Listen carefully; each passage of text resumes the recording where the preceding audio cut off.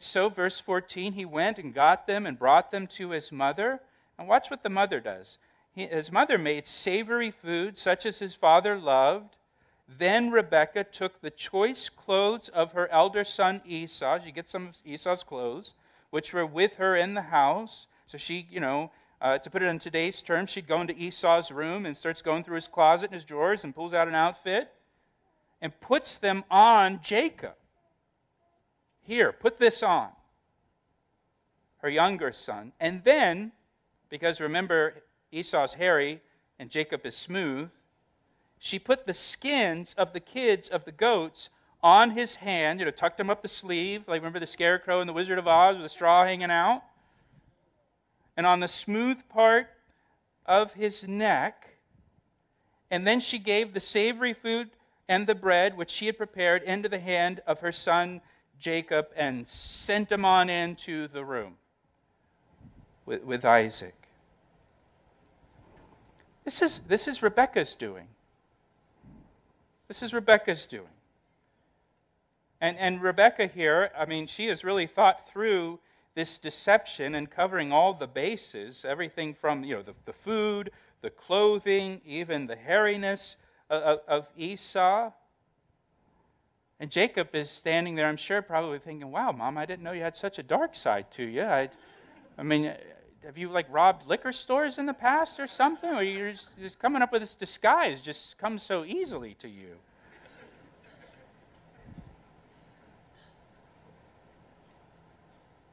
So Jacob goes in. He went into his father, verse 18, and said, my father, and he said, here I am. Who are you, my son? And Jacob said to his father, well, I'm Esau, your firstborn. I have done just as you told me. Please arise, sit, and eat of my game, that your soul may bless me. Now Jacob, verse 19, he lies. He says, I'm Esau, your son. He deceives his father. And this is Jacob's sin in this passage. Not stealing the blessing. He lies to his father. However, it was after being thrust into the situation by his mother against his will. He objected, and it's in response to the actions of his father and brother in trying to circumvent God's plan. That's not an excuse. There's no excuse for lying and being deceptive, but it is important to point that out. But Isaac said to his son, verse 20, how is it that you have found it so quickly, my son? He said, well, because the Lord your God brought it to me. And so we see here in verse 20, Isaac is suspicious. He's suspicious of this. He's kind of asking these questions. If this were a movie, right? If we were watching this on a screen, we'd all be on the edge of our seats. Is Jacob going to pull this off? Or is he going to get busted by his dad? Our stomachs would be in knots as we're watching this.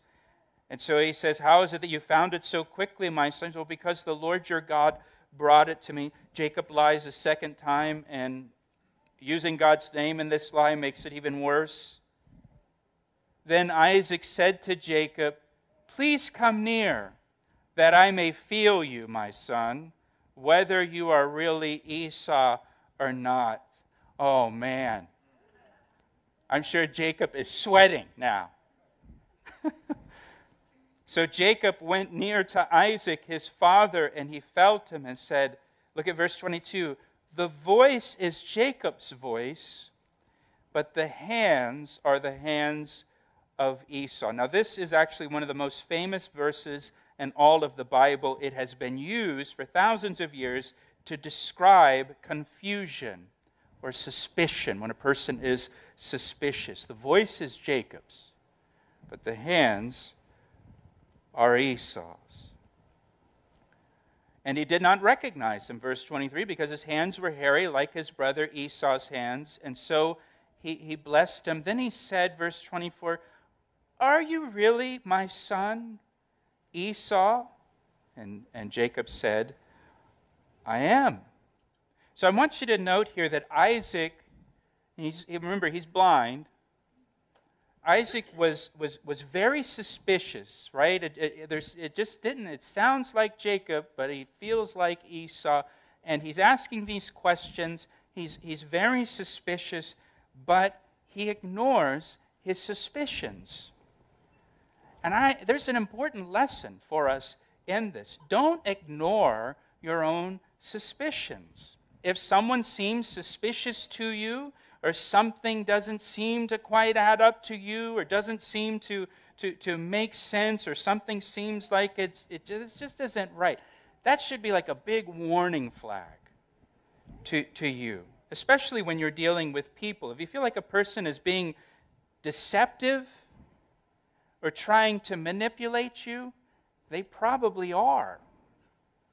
And that's why you have that feeling. It could be that the Holy Spirit is trying to protect you and warn you and giving you discernment about this person. And I would say we probably have all had that experience where we look back and we say, I knew that guy was lying to me. There just was something about that person. Man, I knew that there was something not right. I knew there was something strange. I knew that was a bad idea to even try that. And that was the Lord warning you. Isaac here, he's suspicious, but he just ignores the suspicion. He just keeps going forward with it. Verse 25. He said, bring it near to me, the meal, and I will eat of my son's game. And so now verse 25, he brings the meal to him, so that my soul may bless you. So he brought it near to him, and he ate, and he brought him wine, and he drank. Poor Jacob has to sit through this meal. As his father's eating this meal, however long that took his father to eat the meal. He's an old guy, so he's probably eating slow, right? And man, the whole time Jacob is sitting there just worried that he's going to get busted. And now comes the blessing. Verse 26, then his father Isaac said to him, come near now and kiss me. This is all part of the ceremony here, my son. And he came near and kissed him. And look at what Isaac says. And he smelled the smell of his clothing. And he blessed him and said, surely the smell of my son is like the smell of a field which the Lord has blessed. My son smells like dirt. And I love it. Now, when my sons smell like dirt, I say, go take a shower and change your clothes. But for Isaac, I love it. Smells like dirt. Therefore, now here comes the blessing. May God give you of the dew of heaven, of the fatness of the earth, and plenty of grain and wine. Let people serve you, speaking this blessing to his son, and nations bow down to you.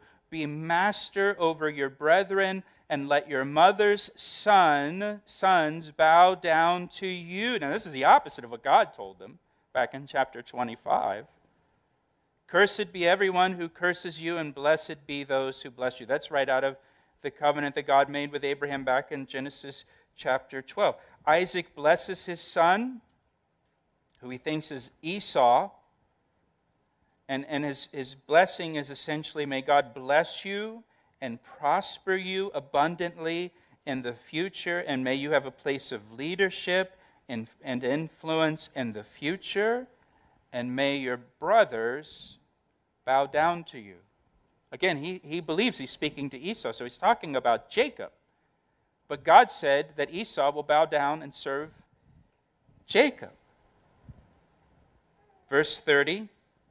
Watch what happens in verse 30. Now it happened, as soon as Isaac had finished blessing Jacob, and Jacob had scarcely gone out from the presence of Isaac's father, that Esau, his brother, came in from his hunting. This was a close call, right? As Isaac, as Jacob is going out the back door, Esau's coming in the front door. Again, if we were watching this as a movie, you'd see Jacob sitting there with his father, and then the shot would go to Esau coming in from the field and getting closer and closer to the tent.